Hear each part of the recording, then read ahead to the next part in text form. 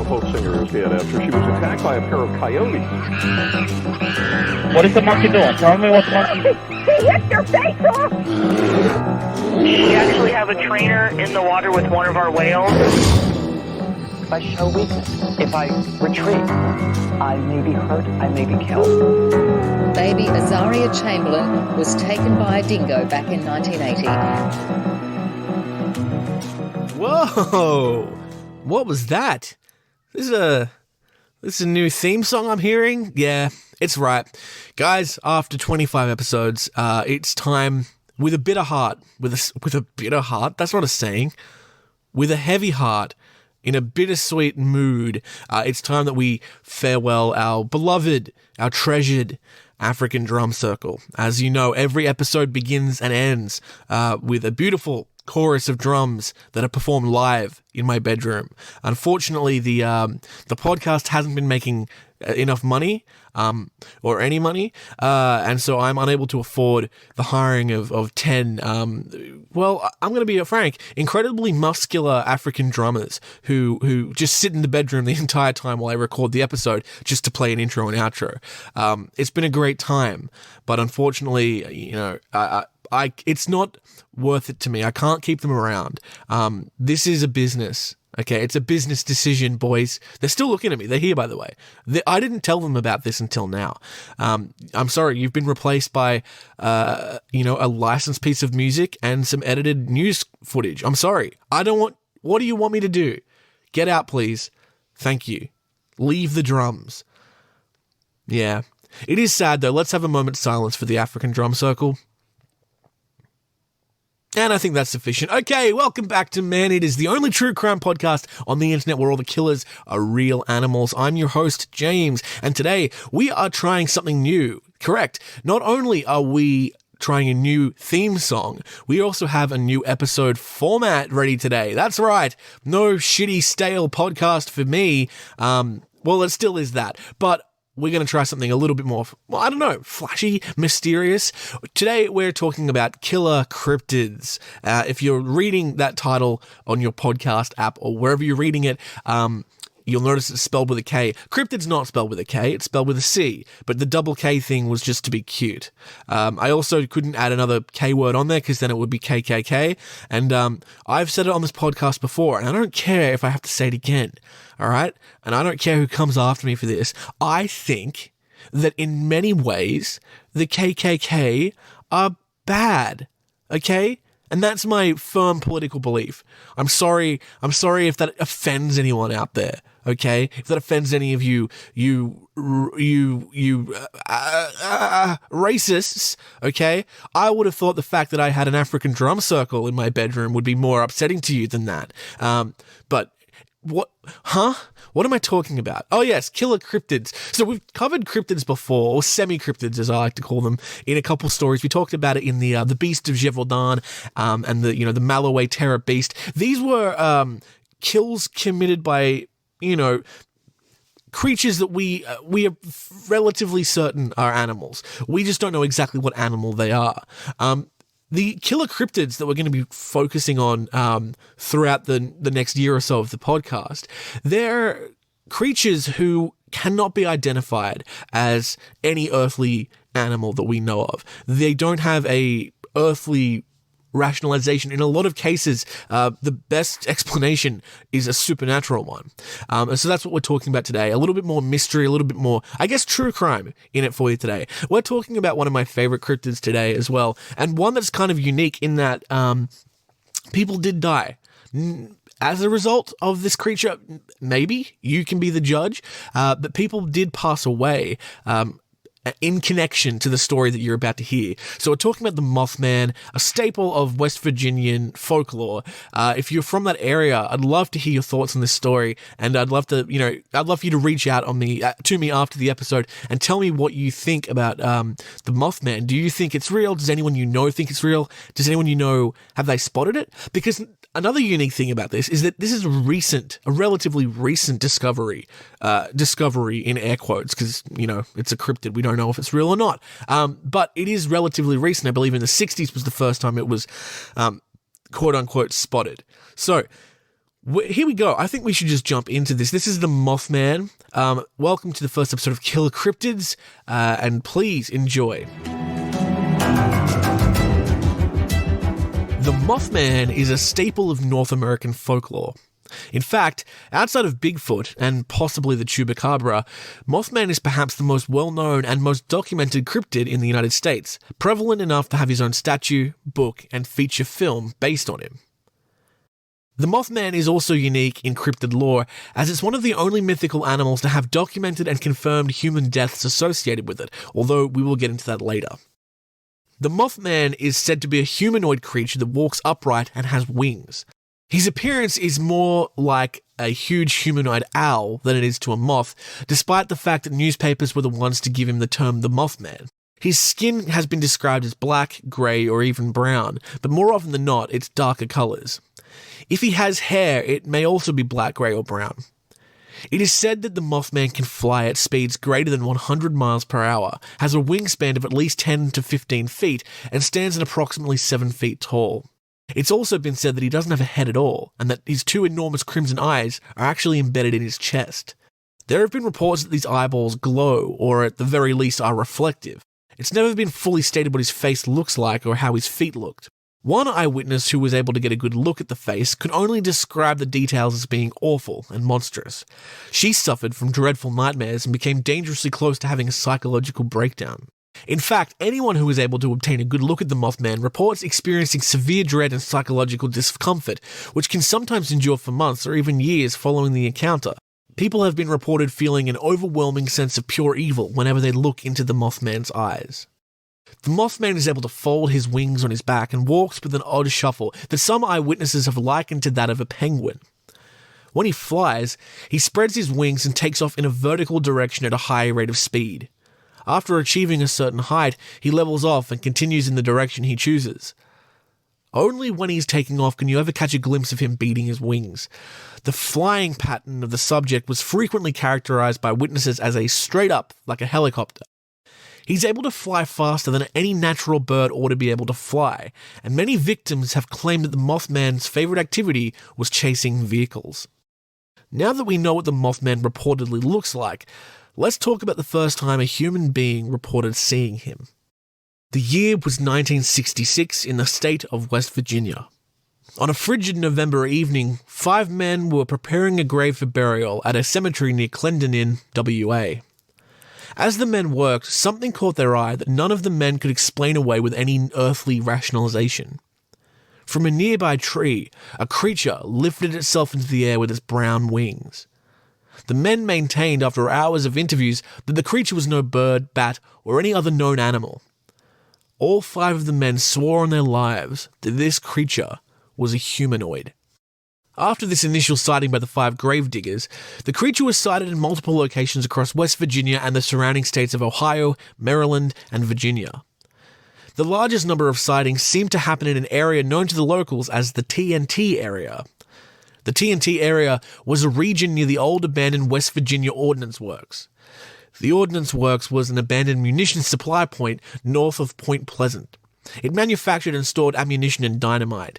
The facility dates back to World War II, but was abandoned by the time the Mothman started frequenting the area.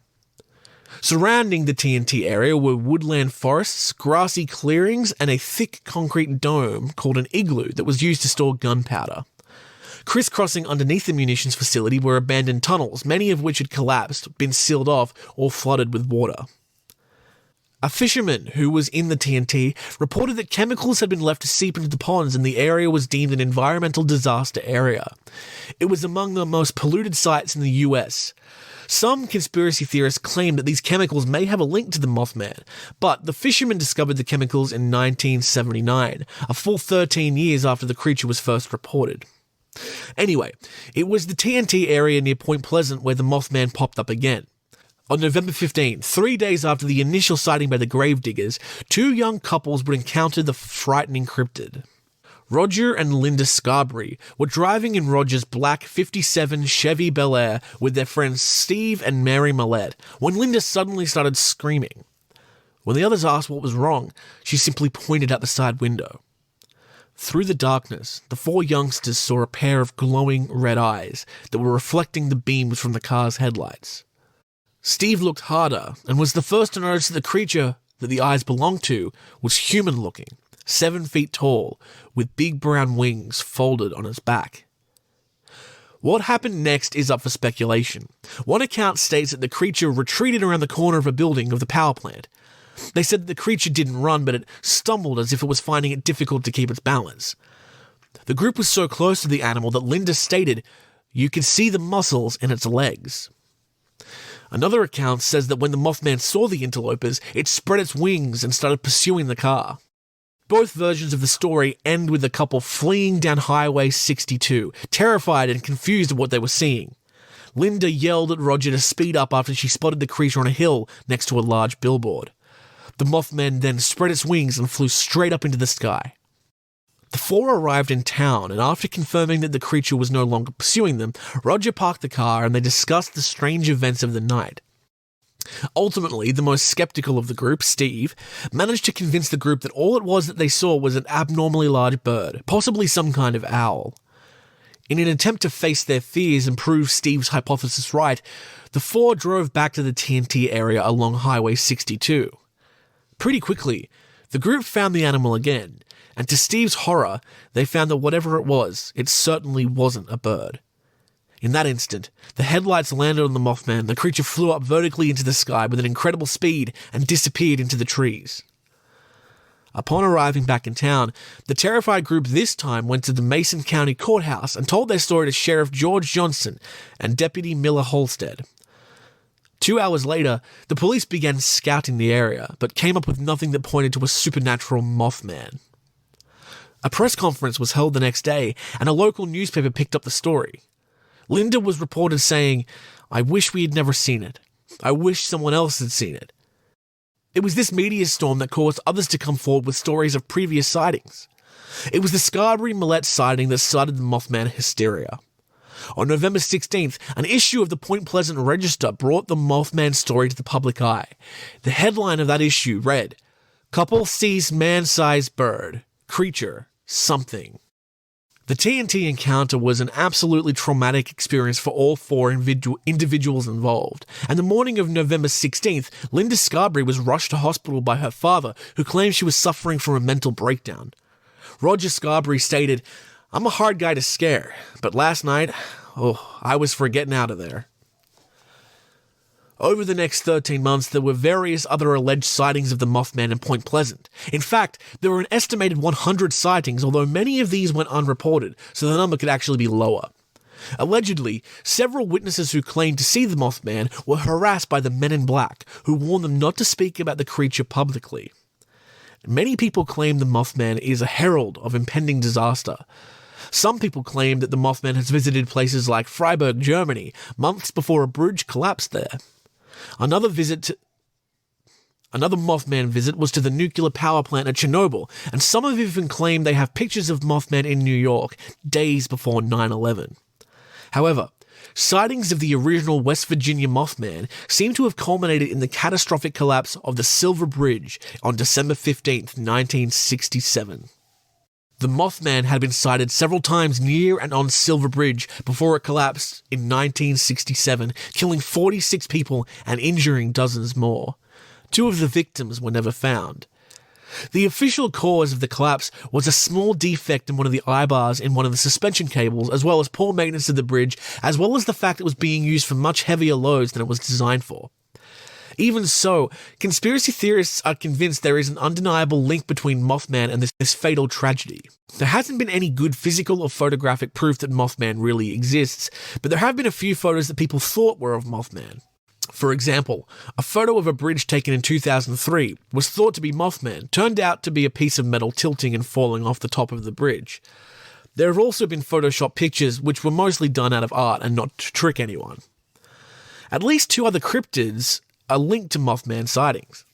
Owlman, a similar creature with wings and red eyes, was seen in Cornwall, England in 1967, and enormous thunderbirds with grey bodies and red heads were seen in the same area at the same time by a few witnesses. When the original witnesses contacted George Johnson, he speculated that the Mothman may have been a large heron. The West Virginia University wildlife biologist Dr. Robert L. Smith believed that Mothman was a sandhill crane, and the newspapers later reported this. However, the witnesses vehemently disagreed.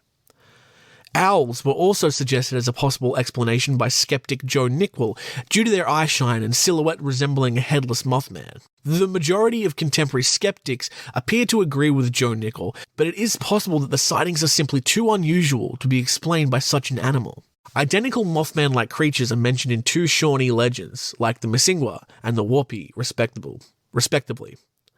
Due to the ceremonial clothing worn during the bread dance, the Mothman in the Missingwa legend is described as being a Bigfoot.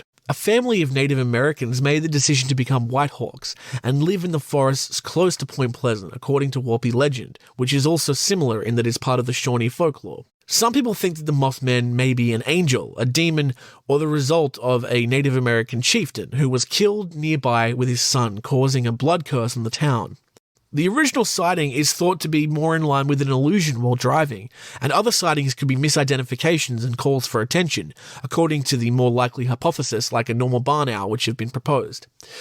There have also been claims of a hypothetical petrosaur, but this is clearly just zoology and fun. Today, there are continued sightings of Mothman, but it's unlikely we will ever know truly what the creature was. For now, we will have to settle with the Mothman being a unique and creative element in West Virginian folklore.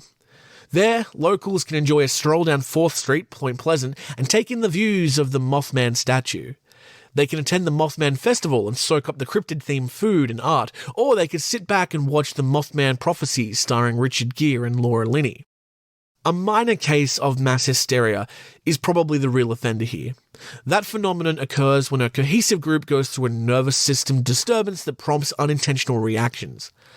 Numerous instances of even stranger mass hysteria have been documented throughout history, but they are frequently attributed to the spread of folklore and urban legends. Someone has an illogical occurrence, and then other people become involved. This is a typical psychological response. So yes, it is possible that a large bird startled some residents in West Virginia in 1960. The town's panicked residents then created the Mothman to account for what they saw. But why do we still have such a strong obsession with this cryptid? Perhaps because it provides a straightforward explanation for the shadowy figure we believe to be in the background. Because as people, we enjoy a good mystery and prefer entertaining speculation to plausible explanations. Because of this, folklore endures in all customs and cultures, mainly because it's fun.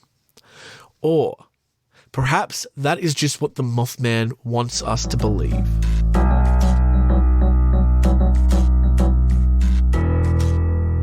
There you have it. That is the story of the West Virginian Mothman. Pretty creepy stuff.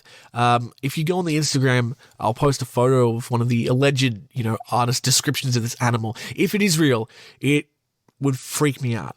I remember when I was a kid, I actually saw the photo from 2003, the photo of the Mothman allegedly on the bridge, and that creeped me out as well. I mean, it turns out to just be a piece of metal that fell off, but hey, if I'm the Men in Black or if I'm the FBI trying to keep a secret, that's exactly what I'd say it was too.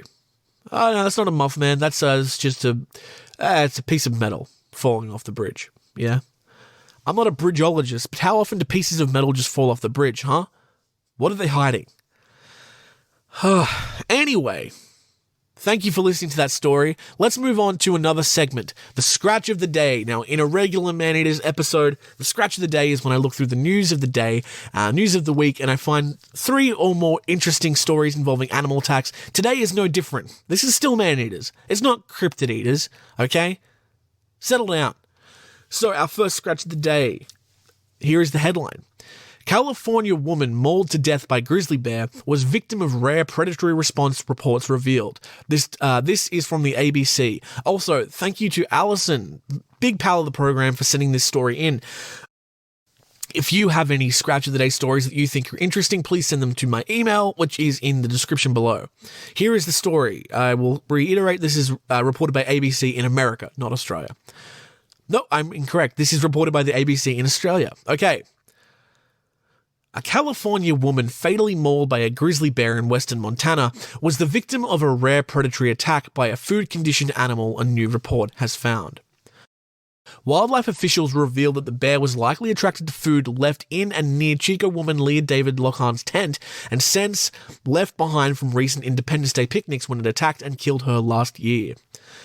The 65-year-old was pulled from her tent and mauled in the pre-dawn hours of July 6, 2021 in the small town of Ovando. The 189-kilogram male grizzly bear broke her neck and severed her spine, causing instantaneous death, according to the autopsy report. A nearby empty can of bear spray that appeared to be recently used was found near the tent. About an hour before the attack, the bear had approached the tents of Ms. Lochan and a Texas couple who were camping behind a museum. They were initially able to scare the bear away. Miss Lochan, a retired nurse, told the couple that the bear huffed at my head, according to an incident report by the Interagency Grizzly Bear Committee Board of Review. That's a long name. She then declined to offer to sleep in a hotel with her sister and a friend. All three women were participating in a long-anticipated bike ride at the Great Divide mountain bike route. After the first encounter, Miss Lochan, and I'm realizing I'm pronouncing her name different each time. We're going to stick with Lochan. Lochan. It's Lochan. Lochan. L-O-K-A-N. Lochan. After the first encounter, Miss Lochan took some packaged snack foods and dry lentils out of her tent and retrieved the bear spray. However, her toiletries and 2 bags that had previously held dry blueberries remained in the tent. She also had food stored in her saddlebags of her bicycle about 3 meters away from the tent. The Texas couple woke up just after 4 a.m. to the sounds of Miss Lochan being attacked. The man yelled at the bear and used pepper spray after seeing it pounding up and down on Miss Lochan and her tent, but she could not be saved. The bear responsible was shot 3 days later while raiding a chicken coop near the town. DNA tests confirmed the same bear had also raided a different coop not long after the mauling. The bear was 4 to 7 years old, investigators said, and they quote, "Not all bears exhibiting food conditioning behavior exhibit predatory behavior," the June 28 report said, but for some unknown reason, a predatory response was triggered by this bear. While foraging under the cover of darkness in Ovando, perhaps due to a simple movement made by the sleeping victim or a certain sound made by the victim, the bear reacted and ended up taking the life of Miss Lochan. Ms. Lochan's family suggested bear spray manufacturers include a unique whistle in the bear spray trigger that could alert others, as well as an additional deterrent to bears, the report said. Okay. So that's obviously a really, really, really sad story that's happened there. Yeah, as the report says, it's really rare for a bear to attack like that, to show a predatory instinct like that, but something's happened. Yeah, you got to be really careful with your food. Even if you keep the food away, if you've had food in a container, the bear can still smell it. They have an incredible sense of smell. So yeah, please be careful out there if you're camping in the US. People say there's a lot. They always say, like, you know, Americans say to me, "Oh, Australia's so scary. You've got all these animals that want to kill you. Everything in Australia wants to kill you." And that's true, but we don't have bears. We don't have bears that weigh over 200 kilograms, ripping open your tent and eating you alive. That doesn't happen. So I count myself lucky there. All right, we have 2 more Scratch of the Day stories, both of them about monkeys, okay? And I will warn you, as I always do, the second story we're about to cover does involve the death of a child. So I'll tell you when we get up to that, and you can decide if you want to skip ahead or stop listening. Okay, this headline is from The Guardian, and it says, "Hunt for wild monkey in Japan after 10 attacks in a fortnight." Police in Japan are searching for a wild monkey that has attacked 10 people in the space of a fortnight. The attacks began on the 8th of July in the Oguri district of Yamaguchi prefecture in the country's southwest. In the most serious incident, it badly scratched an infant after invading a family's home. "I was vacuuming when I heard my child crying, so I turned around and saw the monkey that had grabbed her by the legs while she was playing on the floor. It looked like she was trying to drag her outside," the baby's mother told local media. The bother. Let's edit that out, hey? "Last weekend, the monkey opened the screen door of a first-floor apartment and scratched the leg of a 4-year-old girl, leaving her with minor injuries before attacking other people nearby," according to the Kyodoku news agency. The monkey, said to be about 40 to 50 centimeters in height, also invaded a local kindergarten classroom and scratched another 4-year-old girl. Local police are reportedly on high alert. They've set up traps for the animal and warned people not to leave their windows open. A local mayor's office has distributed flyers telling local residents to be on the lookout, but as of Tuesday, the animal was still on the loose. The public broadcaster NHK said there had been about 40 monkey sightings in the area since May. They are not the only wild animals that have been forced. They are not the only wild animals that have forced people in Japan to be more vigilant.